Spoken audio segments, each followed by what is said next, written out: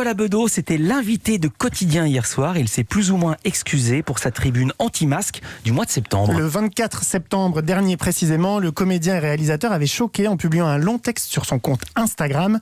Voici un petit extrait. Soyons francs, arrêtez tout. Tous les masques, les confinements, excepté face à vos parents très fragiles. Vivez à fond, tombez malade, allez au restaurant.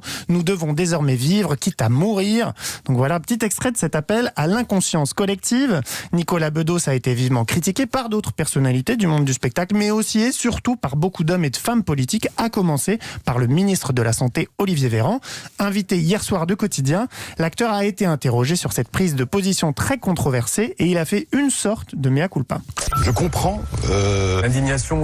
Oui, je comprends la polémique. C'est un texte excessif. Vous l'avez écrit où? Je l'ai écrit dans la colère. C'est un texte que j'ai écrit le lendemain de la messe qui avait été organisée pour mon parrain Jean-Loup Dabadi. Ouais. Et donc c'est un texte qui est un peu irresponsable.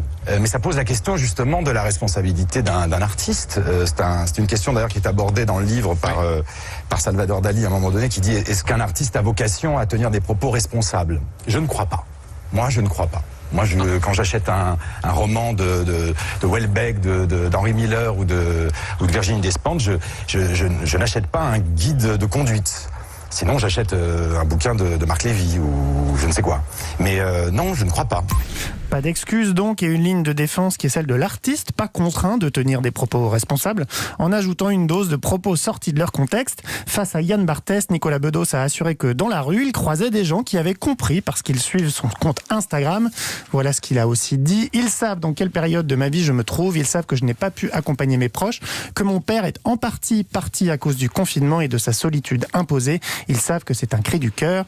Il y a une semaine, dans une interview au Point, Nicolas Bedos avait déjà avoué qu'il n'avait, je cite, pas pris la mesure de l'insulte que sa litanie semblait postillonner aux masques des soignants qui se battent pour nos gueules, aux flics qui s'épuisent à nous protéger de nos ivresses affectives. Fin de citation. Merci beaucoup Charles Decamp. À demain pour un nouveau journal des médias.